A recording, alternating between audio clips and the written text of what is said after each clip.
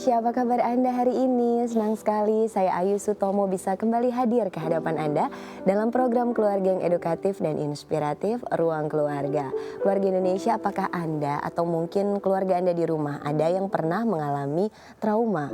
Ya keluarga Indonesia, trauma kadang menyebabkan shock, kesedihan yang berkepanjangan serta perasaan yang menyakitkan sehingga seringkali sulit untuk dilupakan oleh orang yang mengalaminya. Nah keluarga Indonesia, kondisi ini jika tidak ditangani dengan serius dan berkesinambungan tentunya dapat berpengaruh terhadap kondisi psikologis seseorang. Nah keluarga Indonesia, topik itulah yang akan kita bahas di ruang keluarga kali ini, yaitu tentang bagaimana berdamai dengan trauma. Apa saja sebetulnya hal yang bisa menyebabkan trauma, dan jika kita mengalami trauma sebetulnya apa yang bisa dilakukan untuk berdamai dan kemudian menerima kondisi tersebut.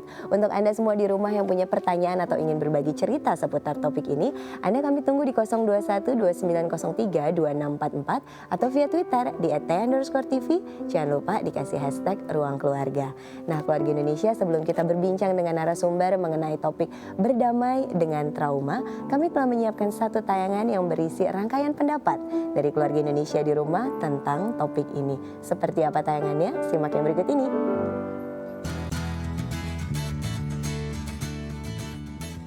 Iya, pernah mengalami. Kalau saya itu traumanya kurang pede ya. Jadi kalau ngomong itu saya terbata-bata. Pernah dengan binatang kecil seperti tikus. Saya itu geli. Pernah kalau digertak orang, takut, pikiran kacau, terus bingung mau ngapain. Ya berpikir dengan positif aja. Kalau misalnya tikus itu binatang yang baik seperti Mickey Mouse seperti itu. Ya saya coba paksain aja buat ngomong sama orang, tapi hasilnya juga tetap terbata-bata. Mencoba mensibukkan diri, misal pura-pura ngetik lah, terus kalau nggak jalan, terus pokoknya sebisa mungkin, sesibuk mungkin. Jadi biar pikiran nggak kosong. Keluarga Indonesia, itu tadi pendapat dari beberapa keluarga Indonesia di rumah tentang topik yang hari ini akan kita bahas, yaitu berdamai dengan trauma. Dan untuk membahas topik tersebut di studio Ruang Keluarga telah hadir dua orang narasumber. Kita kenalan dulu, kita sapa dulu ya keluarga Indonesia satu-satu. Di sini yang pertama telah hadir bersama kita seorang hipnoterapis klinis yang juga sekaligus seorang penulis, Ibu Yana Sucintani CCH. Apa kabar Bu Yana? Ya, baik Ayu. Terima kasih hadir di Ruang Keluarga. Ya, kita kompakan merah-merah. Hari ini kita nggak berdua ya. Kita sudah kedatangan lagi satu tamu istimewa juga yang akan berbagi cerita, berbagi inspirasi tentang bagaimana bisa berdamai dengan trauma. Di sini telah hadir Mbak Maria Dini Astari. Apa kabar Mbak Dini? Baik. Terima kasih hadir di Ruang Keluarga. Nanti berbagi cerita ya dengan keluarga Indonesia di rumah. Oke, sekarang saya mau ke Mbak Yana dulu. Mbak Yana, kalau kita berbicara mengenai trauma yang mungkin keluarga Indonesia di rumah tahu adalah perasaan yang tidak menyenangkan, menyakitkan, susah untuk dilupakan. Tapi sebetulnya Mbak Yana, orang bisa kemudian mengalami trauma, apa sih yang menyebabkan? Sebenarnya gini, trauma yang akan kita bahas kali ini kita fokuskan dulu bahwa trauma yang akan kita bahas adalah trauma psikis ya. Menurut kami hipnoterapis, kalau trauma psikis itu terjadi, ya bisa ada satu sebab di masa yang lalu. Tapi sebelum saya membahas kenapa orang bisa kenapa orang bisa terjadi trauma gitu ya, saya akan kasih penjelasan dulu kenapa sih sebenarnya orang punya masalah gitu ya. Orang punya masalah itu kan bisa karena yang pertama menghukum diri sendiri, jadi pikiran bawah sadarnya menghukum dirinya sendiri. Anggaplah misalnya ada orang yang perfeksionis gitu ya, orang perfeksionis itu kan selalu menetapkan standar yang tinggi gitu kan, jadi akhirnya dia stres, akhirnya kena sakit mah dan lain-lain, itu kan menghukum. Nah kemudian yang kedua ada yang disebut past experience atau unresolved past experience. Jadi kejadiannya sudah terjadi di masa lalu, cuma waktu itu belum selesai gitu loh. Nah yang ketiga ada yang disebut misalnya unresolved present issue. Jadi kejadiannya sekarang masih berlangsung. Kayak misalnya saat ini stres karena nggak punya kerjaan gitu ya. Itu kan menyebabkan ini juga ya, masalah gitu. Terus kemudian ada yang disebut konflik internal. Jadi di dalamnya ada konflik gitu ya. Misalnya ada orang yang marah sama orang tua gitu. Setidaknya itu di dalamnya kan ada dua konflik. Ada yang marah sama ada yang sayang gitu. Biar bagaimana kan sama orang tua sayang. Oke. Nah, kemudian yang selanjutnya ada yang secondary gain. Secondary gain itu keuntungan yang tersembunyi.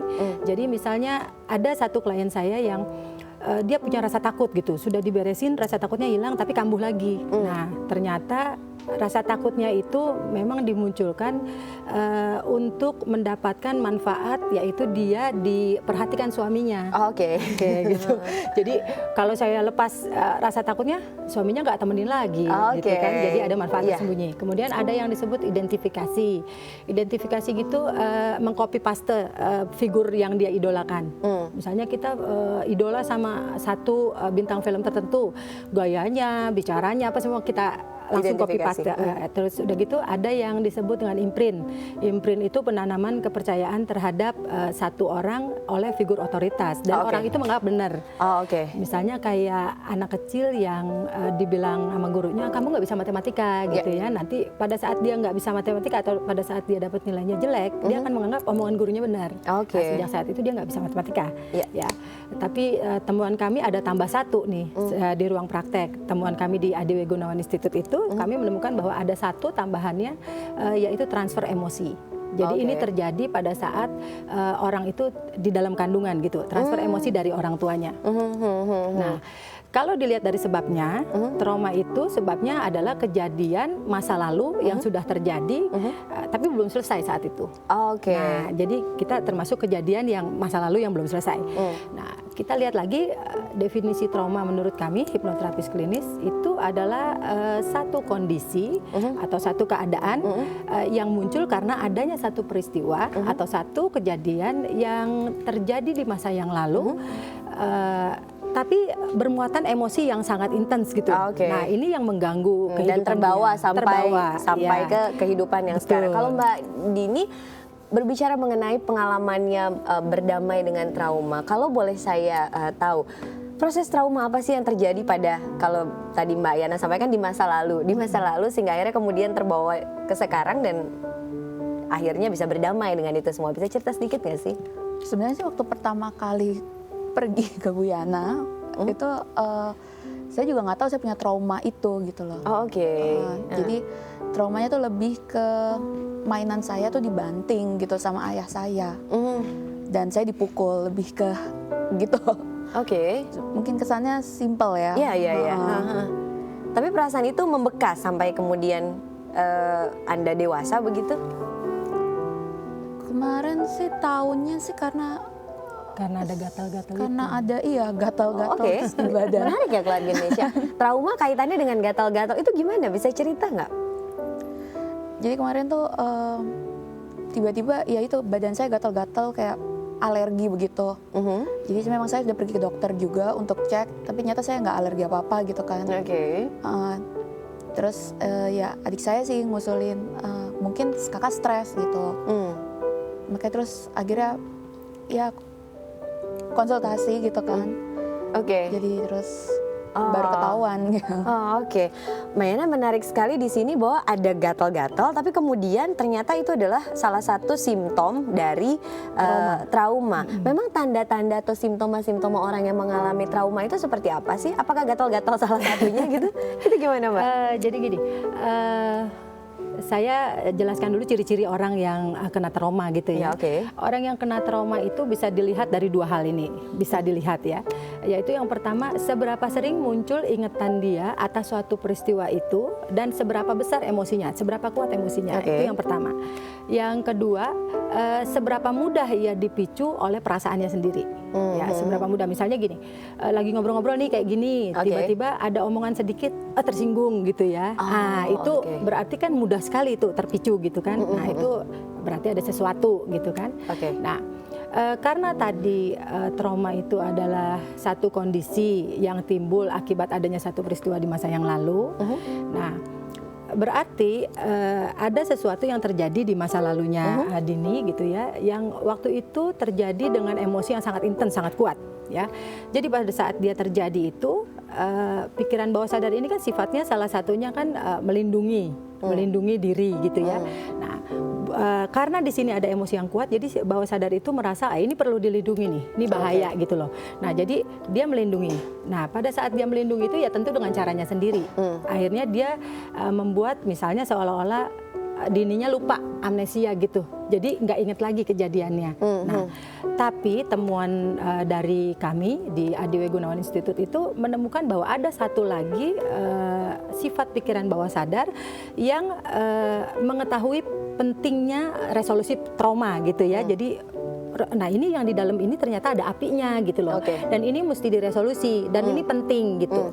Tapi pikiran bawah sadar itu juga tahu selain dia mengetahui pentingnya resolusi trauma, dia juga tahu bahwa dia bukan problem solver. Nah, jadi akhirnya dia ingin minta kepada pikiran sadar, dia ingin memberitahu ini loh ada sesuatu di dalam nih, tolong diberesin gitu ya. Nah, tapi dia mempunyai jalur komunikasi, kan kita nggak bisa tahu sebetulnya pikiran bawah sadar kita ngomongnya gimana gitu kan. Jalur komunikasi yang dipilih oleh pikiran bawah sadar itu ada 5. Oke, 5-nya kita jelasin nanti. Kita akan sambung 5 itu apa saja Keluarga Indonesia selepas rangkaian informasi yang telah kami siapkan untuk Anda. Untuk Anda yang mungkin sudah punya pertanyaan atau ingin berbagi cerita seputar topik ini, Anda kami tunggu di 021 2903 2644 atau via Twitter di @tn_tv. Jangan lupa dikasih hashtag Ruang Keluarga. Kali ini ada yang spesial untuk Anda yang bisa bergabung dan menghubungi kami di Ruang Keluarga. Ada satu buku untuk setiap penelepon dari Ibu Yana nantinya bisa Anda dapatkan jika bergabung bersama kami. Kami tunggu teleponnya Keluarga Indonesia, tapi sebelumnya kita saksikan dulu satu rangkaian informasi yang telah kami siapkan untuk Anda. Dan sebelumnya silakan satu lagu dari Kak Bosko, silakan Kak.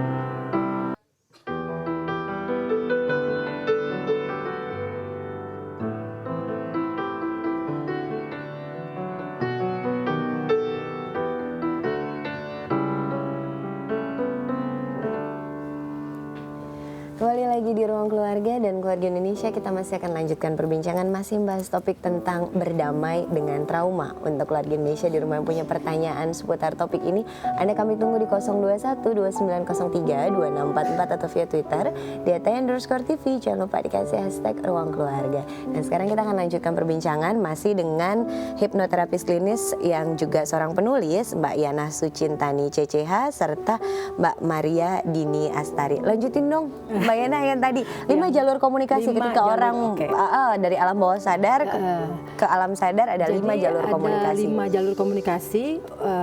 Pikiran bawah sadar memberitahu pikiran sadar bahwa ada sesuatu di dalam nih, tolong diberesin gitu ya. Pertama melalui jalur perasaan, misalnya kita muncul perasaan kok nggak nyaman dan sebagainya, itu jalur perasaan ya. Kemudian yang kedua ada jalur fisik. Misalnya jalur fisik tuh rasanya kok badannya sakit terus, pegel, misalnya kembung dan sebagainya gitu ya. Nah yang ketiga ada yang disebut inner talk. Inner talk itu seperti di dalam diri kita nih ada yang ngobrol gitu, ada yang bicara-bicara, bercakap-cakap. Nah, kemudian yang keempat ada yang disebut intuisi. Oke. Jadi kadang-kadang kita suka merasakan jangan-jangan saya gini nih, jangan saya gini gitu ya. Itu ada yang ngerasa gitu. Tapi kalau ini berlebihan juga jadi bahaya juga. Oke. Nah, oke. Kemudian ada lagi yang terakhir yang disebut mimpi. Jadi pikiran bawah sadar itu bisa berkomunikasi melalui mimpi gitu. Tapi mimpinya mimpi yang berulang dan temanya sama. Oke. Jadi misalnya kalau mimpi dikejar, ya mimpi dikejar, hari ini dikejar ini, besok dikejar apa gitu, besok lari. Jadi temanya sama. Ya. Untuk kasus dini itu pikiran bawah sadarnya memunculkan simptom di fisik.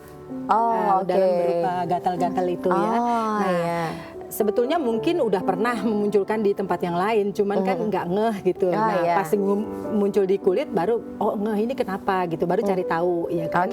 Nah itu yang terjadi pada dini. Kenapa akhirnya bahwa ada simptom fisik berupa gatal-gatal itu yang ternyata setelah dirunut ada kaitannya dengan emosi masa lalu dalam bentuk trauma itu. Kalau sekarang kondisinya gimana Mbak Dini? Sudah lebih baikkah atau sudah bisa berdamai dan nyaman dengan emosi masa lalu tersebut atau gimana? Sudah jauh lebih nyaman untuk sekarang. Itu kulitnya masih? Enggak. Gitu ya? Udah benar-benar, jadi setelah berkonsultasi begitu, besokannya udah hilang gatal-gatalnya. Sudah. Berapa lama mengikuti sesi konsultasi sehingga akhirnya kemudian mendapatkan hasil bahwa artinya saya sudah bisa menerima dengan apa yang terjadi di masa lalu ini? Itu satu sesi aja. Berapa lama durasinya? Waktu itu kayak cukup lama ya. Dari pagi sampai sore.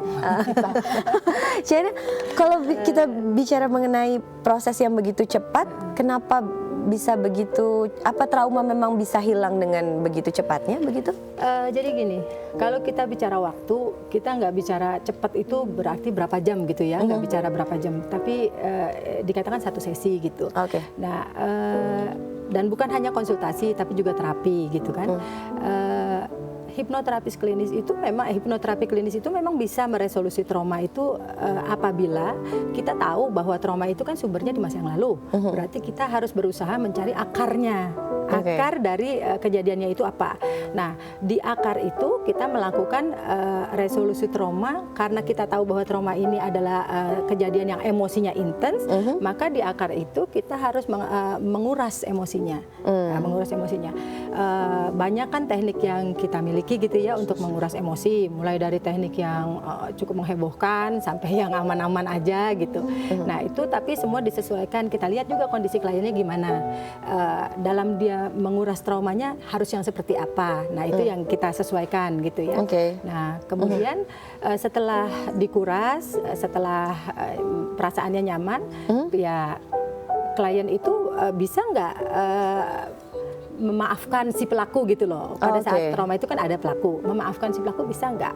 Nah, setelah bisa memaafkan si pelaku, apa sih yang dia ambil hikmah dari kejadian itu? Nah, kalau hal ini sudah bisa dilakukan dan klien sudah itu terjadi pelepasan trauma saat itu gitu ya. Nah, kalau misalnya hipnoterapi menyembuhkan ini, ya tentu harus ada skill-skill khusus ya. Tapi setelah kelima tahapan berhasil sampai pada tahap memaafkan orang yang menyebabkan trauma, artinya setidaknya emosi itu sudah terkuras dan bisa rilis begitu ya. Keluarga Indonesia, kita akan lanjutkan perbincangan menarik ini selepas satu rangkaian informasi yang telah kami siapkan untuk Anda, dan kembali kami mengundang keluarga Indonesia di rumah yang ingin bertanya atau mungkin berbagi cerita seputar topik ini di 02129032644 atau via Twitter di @daya_tv. Jangan lupa dikasih hashtag ruang keluarga. Ada satu buku untuk setiap penelepon, jadi segera hubungi kami keluarga Indonesia. Kita lanjutkan perbincangannya selepas satu lagu dari Kak Bosco. Silakan Kak.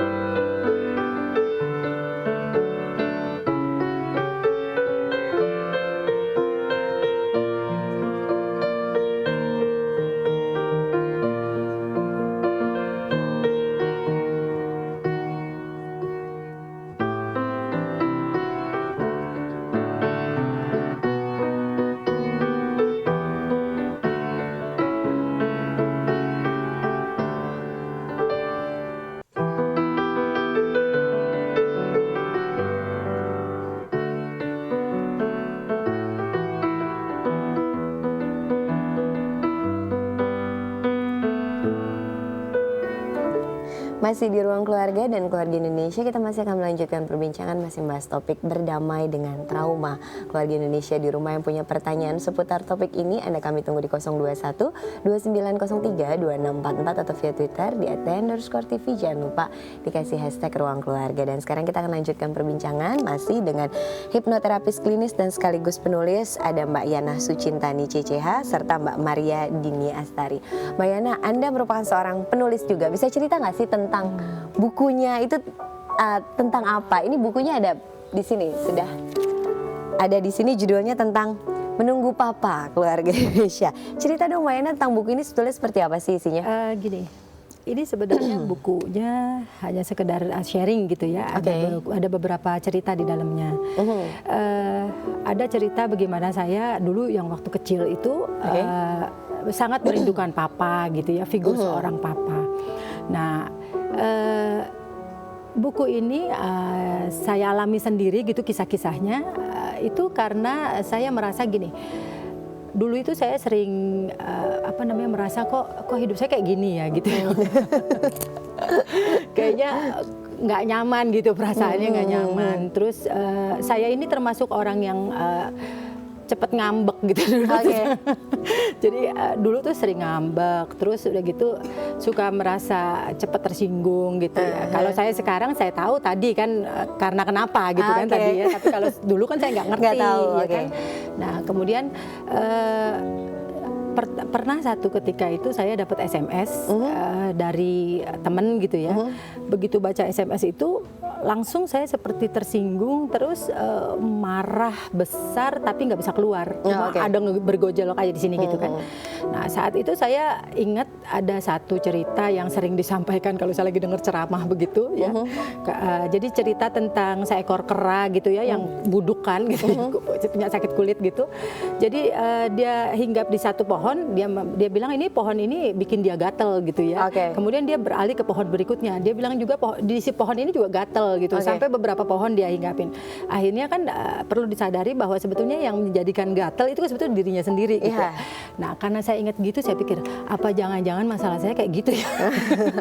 Sebetulnya ada sesuatu gitu. Kita lanjutin ngobrolnya karena sudah ada penelpon yang mau bergabung bersama kita. Kita sapa dulu ya. Halo Ruang Keluarga. Selamat siang. Selamat siang, dengan siapa di mana Ibu? Saya dengan Ibu Jenny. Ya, Ibu Jenny? Ya. Ya, Ibu Jenny. Di mana Ibu? Saya mau nanya sama Bu Yana. Ya. Trauma. Anak-anak bisa trauma nggak ya? Oke. Baik. Ibu Yana mungkin ada pertanyaan untuk pertanyaan kedua, kalau bagaimana mengenalin trauma ini? Kemudian pertanyaan ketiga, setelah mengenalin trauma, gimana caranya kita keluar dari trauma ini, Bu?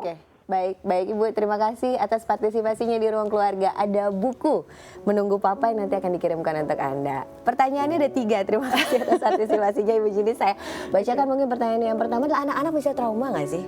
Iya, anak-anak bisa trauma. Karena kan trauma itu kan terjadi karena ya memang ada satu peristiwa. Kita nggak tahu anak-anak ini traumanya karena apa gitu kan. Misalnya anak yang sering dipukul gitu ya kan, itu kan dia akan trauma. Cuma kan sekarang permasalahannya adalah kapan dia memunculkan efek dari traumanya gitu kan, kita nggak tahu itu ya kan. Dan saya tadi lupa tanya umurnya berapa. Usianya berapa ya, seperti itu. Nah kalau sudah terjadi trauma apa pada anak, apa yang harus dilakukan? Ya lihat seberapa jauh seberapa besar efeknya gitu ya. Kalau misalnya dia anggaplah misalkan masih anak-anak gitu ya, usia balita atau 10 tahun ke bawah, terjadi yang misalnya kayak trauma atau misalnya kan mulai ketakutan, mulai muncul begitu ya. Ya kalau usia 10 ke bawah itu sebenarnya tinggal dicek orang tuanya gimana mengasuh dia gitu. Karena pemicunya biasanya dari orang tua. Tapi kalau misalnya anak-anak kategori remaja gitu ya, misalnya 17-an ke atas gitu, ya itu mungkin ada hal-hal yang lain atau yang di masa kecil itu yang baru mulai muncul gitu. Kita sudah ada penelpon kedua, kita sapa terlebih dulu. Halo Ruang Keluarga. Selamat siang Bu. Ya, selamat siang, dengan siapa di mana Bapak? Dengan Wanto dari Villa Bintaro Indah. Ya, dengan Pak Wanto. Langsung pertanyaannya Pak. Iya baik. Halo, selamat siang Bu. Ya, selamat siang Bapak. Bu, saya mau tanya ini kalau misalnya untuk traumatik ini, ini apakah mempengaruhi harus mengosongkan pikiran kalau kita ikut kayak trainingnya? Oke. Terus kedua, apakah trauma di masa lalu itu bisa memicu penyakit kritis nggak seperti kanker? Oke, baik Bapak. Karena mama saya juga dulu pernah kena kanker yang sama, tapi saya juga kena, adik saya juga kena. Apakah itu ada kena genetik atau karena memang ada traumatik yang di masa lalu dan kita nggak tahu juga? Itu aja pertanyaan saya. Iya, oke. Bu Yana mungkin ada pertanyaan untuk Pak Wanto? Ya, itu aja. Halo? Ya. Ya, Ibu Yana ada pertanyaan? Tadi pertanyaan pertama apa, Pak? Pertanyaan pertama, apakah kalau kita ikut untuk training untuk ngilangin traumatik itu, apakah perlu mengosongkan pikiran? Baik Pak, terima kasih atas partisipasinya di Ruang Keluarga. Ada satu buku untuk Anda yang akan kami kirimkan nanti. Pertanyaannya adalah, pada saat mengikuti hipnoterapi seperti ini, apakah setiap orang yang kemudian datang mengikuti hipnoterapi perlu untuk mengosongkan pikirannya atau bagaimana sih prosesnya sebetulnya? Lah ini yang saya bingung, mengosongkan pikirannya itu definisinya apa gitu. Jadi sebetulnya apa yang dilakukan gitu aja? Ya, jadi kalau misalnya ini masanya pelatihan atau gimana? Kalau misalkan kita maksudnya ikut terapi gitu ya, oke. Kalau misalnya mengikuti terapi itu memang ada beberapa prosedur gitu ya yang harus dimiliki. Kami di Adi W. Gunawan Institute itu mempunyai satu protokol yang harus dijalankan sebagai hipnoterapis klinis. Nah, kalau klien itu sebetulnya begini, asal yang pertama dia benar-benar niat untuk berubah gitu ya, untuk melepaskan emosinya. Kemudian dia sudah melakukan upaya dan dia sungguh-sungguh, dia bisa bekerja sama dengan kami. Dia juga all out waktu menceritakan semuanya gitu kan, nggak ada yang ditutupin, nggak ada yang dibohong-bohongin misalnya gitu. Nah, kemudian dia pasrah, dia mengikuti saja semua instruksi, ikhlas, tanpa terpengaruh sama nanti saya bagaimana ya, hasilnya gimana ya gitu kan. Nah, itu biasanya prosesnya bagus kok. Yang penting terapisnya itu memang mempunyai skill, ada mengikuti prosedur, kliennya juga memiliki syarat yang seperti itu, biasanya ketemu. Oh, oke. Karena memang sudah ada protokolnya seperti itu ya. Kemudian pertanyaan yang kedua, apakah trauma ini memiliki hubungan atau kaitan dengan kondisi penyakit kritis yang dialami oleh seorang? Seperti misalnya tadi yang dicontohkan kanker. Oke.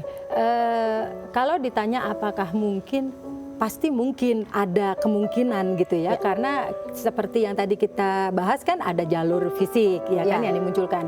Nah, sekarang permasalahannya adalah apakah yang dialami yang dialami oleh bapak atau orang tuanya tadi ya, apakah itu penyebabnya sama ataukah apakah itu memang sebuah trauma atau ada hal lain, yaitu saya nggak bisa jawab karena harus melalui penggalian. Ya, tapi yang jelas ada kemungkinan, ada potensi dan ada kemungkinan. Oke, mudah-mudahan bisa menjawab pertanyaan penelpon yang tadi bergabung di Ruang Keluarga. Keluarga Indonesia di rumah lainnya mungkin ada pertanyaan juga atau ingin berbagi cerita, masih boleh Keluarga Indonesia. Kami masih menunggu Anda di 021 2903 2644 atau via Twitter di @t_tv. Jangan lupa dikasih hashtag Ruang Keluarga. Kita lanjutkan perbincangannya selepas yang satu ini, tapi sebelumnya kembali lagi Kak Bosko, silakan.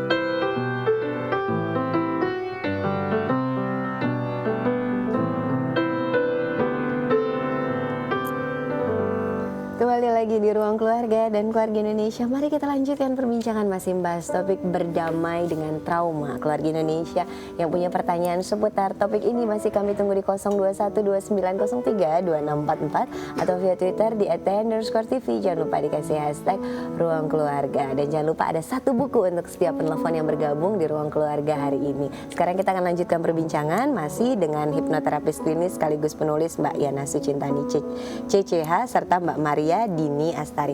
Mbak Dini, berbicara mengenai trauma yang kemudian Anda berusaha untuk berdamai dengannya gitu ya. Ikutan hipnoterapi untuk menyembuhkan trauma ini kapan sih? Baru bulan Februari kemarin sebenarnya. Tapi gejalanya itu sebenarnya kan baru yang mulai berasa itu kan gatal-gatal. Tapi sebelumnya itu udah 4 tahun yang lalu itu mulai emosi tuh gampang kepancing sebenarnya. Jadi kalau ada orang bertanya sesuatu tiba-tiba meledak seperti itu. Bahkan kalau sekarang kan udah enak ya, maksudnya orang nanya pun nggak masalah gitu. Cuma waktu itu memang ada beberapa pertanyaan yang kalau ditanyakan itu akan memicu gitu emosi. Tapi dari kemudian di bulan Februari sampai sekarang perasaan-perasaan mudah emosi termasuk juga gatal-gatal yang menjadi simptoma bahwa ada trauma di masa dulu kecil, itu masih datang lagi atau enggak? Oh enggak, udah enggak. Udah enggak, bahkan pertanyaan yang diajukan sama dengan orang yang sama pun sifatnya udah lebih apa ya, kayak ya itu udah biasa kayak hal orang ngobrol, jadi udah enggak maci emosi, gatal-gatal juga udah hilang.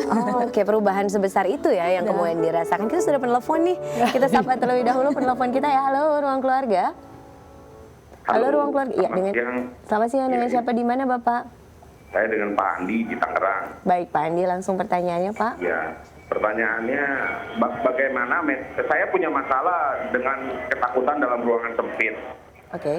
Bagaimana metode pengobatannya, di mana, dan berapa biayanya? Baik, terima kasih Bapak. Terima kasih Bapak atas partisipasinya di Ruang Keluarga. Ada satu buku yang nanti akan dikirimkan untuk Anda. Mbak Yana, di luar biaya mungkin ya kita bicara tentang ketakutan terhadap ruang sempit. Itu masuknya fobia berarti ya? Dengan hipnoterapi ini bisa nggak sih pengobatannya dilakukan? Bisa. Atau kalau bisa kemudian seperti apa? Sebetulnya gini, kalau kita bilang ini fobia, kita juga belum tahu, belum bisa mengkategorikan ini fobia gitu, karena bisa aja terjadi trauma tertentu gitu kan. Nah kalau misalnya dengan proses hipnoterapi bisa nggak? Saya meyakini ini bisa gitu, bisa disembuhkan, bukan disembuhkan sih, maksudnya diselesaikan. Nah kalau soal sembuh kan bicara sembuh artinya permanen, bener nggak? Nah seperti yang tadi Dini sudah lakukan, jadi dia sudah merasa oke gitu loh, nyaman. Nah sekarang kalau yang kasus fobia itu memang kasus ruangan sempit itu saya nggak bisa cerita sekarang ini, misalnya mungkin kemungkinan gini nggak bisa karena belum ada penggalian gitu. Jadi saya pikir ya bisa aja. Jadi kemudian apa yang bisa dilakukan oleh penelpon kita tadi untuk kemudian bisa berdamai dengan ketakutannya terhadap ruang sempit itu? Ada yang bisa dilakukan sendiri nggak sih sementara waktu ini? Sementara waktu ini yang bisa dilakukan ya gini, tergantung ya, sekali lagi tergantung efek dari trauma yang ditimbulkan mempengaruhi sangat besar nggak gitu. Kalau misalnya saat ini sangat berpengaruh, sangat besar ya. Contohnya misalnya kayak ada klien saya yang ngelihat keramaian tuh langsung kaget, panik, deg-degan, terus langsung sesak napas, kram. Belum lama ini terjadi gitu. Nah, setiap kali ngelihat di jalanan macet, mobil banyak, timbul lagi seperti itu. Nah, itu kan mengganggu sekali. Efek traumanya sangat mengganggu sekali. Nah, kalau yang seperti ini, saya rasa nggak usah coba-coba pengen beresin sendiri, harus buru-buru cari alternatif gitu kan, cari bantuan gitu. Nah, tapi kalau misalnya masih cuman kayak perasaannya nggak nyaman, masih gitu ya masih bisa lah dilakukan sendiri gitu. Baik, mudah-mudahan bantu memberikan solusi untuk penelpon yang tadi bergabung di Ruang Keluarga. Sekarang kita sudah ada penelpon lagi, kita sapa lagi ya. Halo Ruang Keluarga. Halo Ruang Keluarga. Ya, dengan siapa? Siang. Dengan siapa, di mana Ibu? Dengan Ibu Ignasia. Ibu Ignasia di mana Ibu? Di Palembang. Jauh di Palembang. Silakan Ibu langsung pertanyaannya. Oh iya, selamat siang Ibu. Siang. Mau nanya, saya punya anak, apakah trauma masa lalu, orangnya sangat sensitif dan emosional. Terus tuh suka ngumpet-ngumpet, misalnya nggak mau menghadap kita sendiri, di ngumpet menyendiri gitu. Baik. Boleh tahu Ibu usianya berapa? 35 tahun. Perempuan atau laki-laki? Laki-laki. Mohon maaf, sudah menikah atau belum? Belum. Oh, belum. Oke. Dijodohkan. Baik Ibu. Canda, Mungkin Ibu Yana ada pertanyaan lain? Oke, gini. Usianya 35 Bu ya? Iya. Oke. Ini sudah terjadi lama Bu? Lama. Kira-kira? Mungkin 5-6 tahun gitu. Oke, 5-6 tahun yang lalu. Seingat Ibu, pemicu awalnya apa gitu? Seingat Ibu ada kasus apa? Misalnya dia tahu-tahu berubah begini setelah apa gitu? Oh, karena kita nggak perhatian, jadi nggak tahu kapan ini terpicu gitu. Oke. Baik. Masih bisa diajak bicara, Bu? Siapanya orangnya? Oh, nggak bisa, dia lari dari rumah. Oke. Baik Ibu, terima kasih atas partisipasinya di Ruang Keluarga. Untuk case atau kondisi yang seperti ini, apa yang dapat dilakukan? Ya, kalau ini kan sepertinya udah pengaruhnya sangat ini ya, kelihatan sekali gitu ya, udah sedemikian mempengaruhi lah gitu, sehingga besar harus lah, pergi dari rumah. harus pergi dari rumah, sampai nggak mau diajak bicara juga sulit gitu kan. Ya, sekarang apakah kasus ini mungkin bisa diselesaikan nggak dengan hipnoterapi? Ada kemungkinan bisa, tapi ada banyak hal yang harus mendukung. Ya, misalnya begini, si kliennya ini atau si anaknya ini merasa penting nggak untuk dilakukan hipnoterapi. Nah, kadang-kadang kan kita orang tua khawatir lihat anak kita begini, tapi si anaknya mikir nggak apa-apa kok saya. Oke. Ya kan? Nah, kalau udah begitu kan agak sulit. Jadi artinya adalah harus bertemu dengan anaknya, kemudian untuk memastikan bahwa memang ada keinginan untuk berubah begitu. Oke, Keluarga Indonesia, menarik sekali perbincangannya dan sudah dapat banyak informasi. Masih tetap akan kami lengkapi Keluarga Indonesia dengan satu rangkaian tips kali ini tentang bagaimana berdamai dengan trauma. Seperti apa tipsnya? Simak yang berikut ini.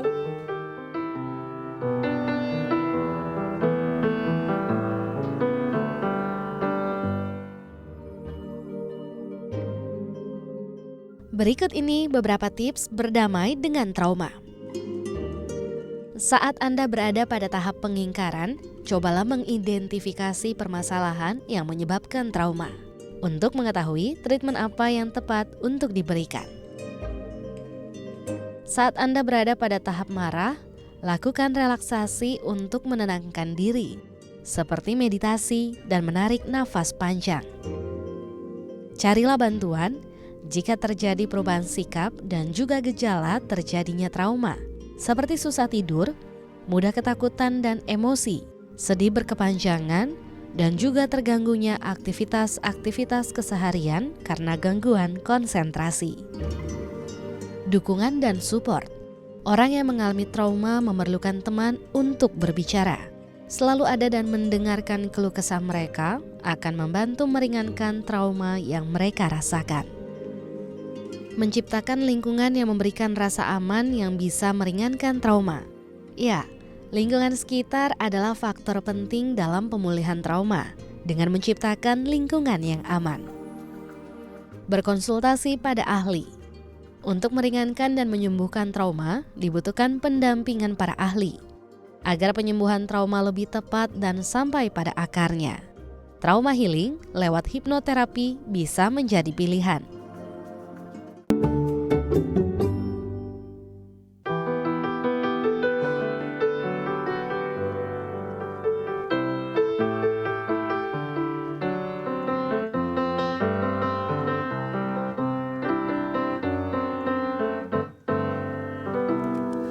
Kembali lagi di Ruang Keluarga dan Keluarga Indonesia, mari kita lanjutkan perbincangan masih membahas topik berdamai dengan trauma. Keluarga Indonesia di rumah yang punya pertanyaan masih kami tunggu di 021 2903 2644 atau via Twitter di @t_tv. Jangan lupa dikasih hashtag Ruang Keluarga. Dan sekarang kita akan lanjutkan perbincangan masih dengan hipnoterapis klinis yang sekaligus penulis Ibu Yana Sucintani CCH serta Mbak Maria Dini Astari. Bu Yana, kalau berbicara mengenai penyembuhan atau proses berdamai dengan trauma, itu sebetulnya kita harus ke profesional atau bisa kita lakukan sendiri sih? Ya itu tadi kan tergantung sudah seberapa besar mempengaruhi gitu kan. Kalau udah besar ya cari bantuan gitu kan. Tapi kita juga bisa melakukan sendiri. Yang seperti apa yang sebetulnya masih bisa kita tangani sendiri itu yang kayak gimana sih? Kalau kita masih bisa mengenali emosinya apa gitu. Terus penyimpangan perilakunya udah masih bisa ditoleransi lah gitu ya. Nah, kita tahu bahwa ada sesuatu nih gitu misalnya. Nah, itu bisa dilakukan sendiri. Oke. Tapi ketika memang sudah sangat-sangat mengganggu dan tidak tahu apa yang terjadi, sebaiknya adalah memang mencari bantuan profesional. Kita sudah ada penelpon lagi yang mau bergabung, kita sapa dulu ya. Halo, Ruang Keluarga. Halo, Ruang Keluarga. Halo, selamat siang. Siang, dengan siapa, di mana Ibu? Dengan Indah di Jakarta. Baik, Ibu Indah di Jakarta. Langsung pertanyaannya, Ibu. Iya, saya kebetulan dari keluarga broken home. Ya. Iya, dan itu sering tiap hari waktu itu dari kecil saya ngelihat keributan gitu. Jadi sampai sekarang pun saya punya anak, saya trauma dengan keributan atau berantem dengan suami gitu. Oke. Jadi saya lebih kalau berantem tuh lebih ke SMS atau ke telepon gitu daripada komunikasi langsung gitu. Dan itu ke anak itu gimana ya Bu caranya? Bu Yana mungkin ada pertanyaan untuk penelpon kita?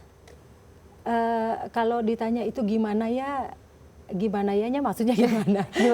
Jadi saya pertanyaannya gini maksudnya aja. Ibu? Ibu kenali nggak emosinya gitu? Ibu kenali nggak perasaannya apa gitu? Yang tidak nyamannya itu karena kenapa pemicunya? Nah kalau misalkan sudah bisa mengidentifikasi masalahnya apa, itu sudah bisa kenalin emosinya apa, ya itu akan bisa lebih mudah diselesaikan.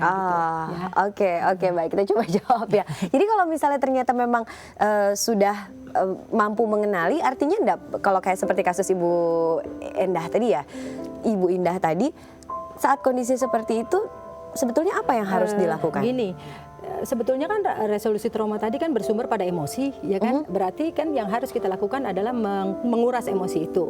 Ya, kalau mau melakukan sendiri bisa.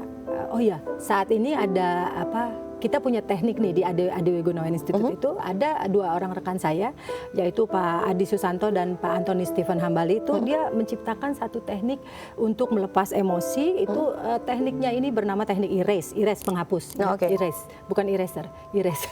Jadi teknik ini untuk menghapus atau melepaskan emosi-emosi yang muncul di dalam diri kita itu secara cepat, mudah dan aman. Untuk kasus yang tadi dihadapi oleh Ibu Indah seperti tadi, teknik erase ini bisa dilakukan? Saya rasa bisa, yang penting Bu Indah bisa mengidentifikasi apa emosinya gitu. Nah, uniknya teknik ini adalah selain dia bisa melepaskan emosi, dia juga bisa untuk meningkatkan kesadaran. Nah, meningkatkan kesadaran ini yang penting untuk menjaga supaya hasilnya lebih permanen. Kalau kita berbicara mengenai tadi teknik yang sangat mungkin untuk dilakukan sendiri, erase itu seperti apa model tekniknya? Jadi teknik ini untuk menguras emosi dengan mengambil beberapa teknik-teknik sepanjang pembelajaran dia di ruang terapi itu. Jadi bisa melalui tulisan, bisa melalui apa gitu ya. Nanti pokoknya yang jelas teknik ini bisa melepaskan emosi sampai kita bisa mengetahui gitu loh emosi awalnya di kejadian itu apa. Jadi metode yang dilakukan apa? Menuliskah, berbicarakah, atau menggunakan gerak tubuhkah? Saya tidak bisa menceritakan karena saya tidak berkompeten untuk menceritakan ini. Tapi yang jelas begini, saat ini teknik ini kan sudah dalam tahap penyempurnaan, ya kan. Nah, teknik ini sebentar lagi mungkin akan dipublikasikan. Jadi saat ini memang lagi disusun bukunya dan sebagainya. Tapi yang jelas ini dapat tekniknya ini bisa dilakukan kalau kita mau menyelesaikan sendiri. Tapi ya tentu saja harus ngerti dulu bagaimana caranya. Jadi harus belajar dulu. Gitu. Kagak mungkin kan kita tiba-tiba ngerti gitu dikasih tahu begitu aja, ya harus belajar. Tapi yang jelas untuk kondisi-kondisi tertentu bahwa trauma itu bisa disembuhkan sendiri oleh diri kita, kemudian bisa untuk didamaikan sendiri oleh diri kita, itu sangat mungkin untuk dilakukan ya. Ini teknik ini sebenarnya bukan hanya untuk trauma sih. Jadi yang penting segala sesuatu yang berkaitan dengan emosi lah. Nah kemudian saat kita berbicara mengenai trauma kan ada orang yang sangat rentan untuk setelah sembuh dari trauma kemudian dia kembali mengalami hal yang sama gitu. Sebenarnya ketika sudah mengalami trauma dan kemudian merasa mendapatkan oh ya saya sudah menjadi lebih baik, apa atau hal apa sih yang harusnya dilakukan oleh individu agar kemudian tidak mudah untuk kembali mengalami perasaan-perasaan yang sama ketika trauma masih dalam Lah diri. itu yang tadi saya bilang. Jadi pada saat ada kejadian itu, dia harus bisa memaknai kejadian itu apa. Jadi dia harus mengulang di pikirannya, memaknai ulang kejadian ini dari sudut pandang yang berbeda gitu loh. Nah dari sinilah dia akan munculkan pembelajaran. Oh ternyata saya ini kayak begini gitu ya. Nah jadi kedepannya itu bisa menjadi benteng. Anggaplah misalnya kita nih sakit kepala gitu ya, sakit kepala. Kita makan obat kan sakit kepala bisa hilang kan. Tapi kalau kita sebelumnya setelah makan obat kita bilang begini, tadi saya sakit kepala karena kenapa ya? Oh apa kurang tidur, apa-apa gitu kan kita analisa. Nah jadi kedepannya kita harus hati-hati. Misalkan saya kurang tidur seperti ini, saya bisa sakit kepala lagi. Jadi ada pencegahan gitu. Jadi harus ada pembelajaran. Iya ada pembelajaran sehingga kita bisa aware dan kemudian menjadi lebih sadar. Lebih apa sebetulnya yang sadar. memicu dan kita membantu untuk menjaga agar tidak Nah kembali. ini yang bisa membuat permanen. Oke. Terima kasih Ibu Yana ngobrol-ngobrolnya. Terima kasih juga Ibu Dini untuk sharing cerita dan pengalamannya di Ruang Keluarga. Mudah-mudahan ngobrol-ngobrol kita hari ini banyak membawa manfaat dan inspirasi untuk keluarga Indonesia di rumah ya. Terima kasih juga untuk keluarga Indonesia yang telah menyaksikan Ruang Keluarga kali ini, yang juga telah bergabung bersama kami. Mohon maaf tidak semua penelepon bisa tersambung untuk hari ini. Gak apa-apa, kita bisa ngobrol di Ruang Keluarga selanjutnya. Untuk keluarga Indonesia di rumah yang mungkin punya kritik, saran atau topik yang akan dibahas di Ruang Keluarga, Anda bisa sampaikan via SMS ke nomor 088981005000. Anda juga bisa bergabung di Facebook kami di TAI TV Indonesia, atau Anda bisa sampaikan via Twitter di @TAI_TV. Jangan lupa dikasih hashtag Ruang Keluarga. Nah keluarga Indonesia, akhirnya saya Ayu Sutomo beserta seluruh kerabat kerja Ruang Keluarga undur diri. Terima kasih atas waktu yang Anda luangkan untuk menyaksikan Ruang Keluarga kali ini. Jangan lupa saksikan terus Ruang Keluarga, karena keluarga adalah harta yang paling berharga dalam hidup kita. Terima kasih dan sampai jumpa.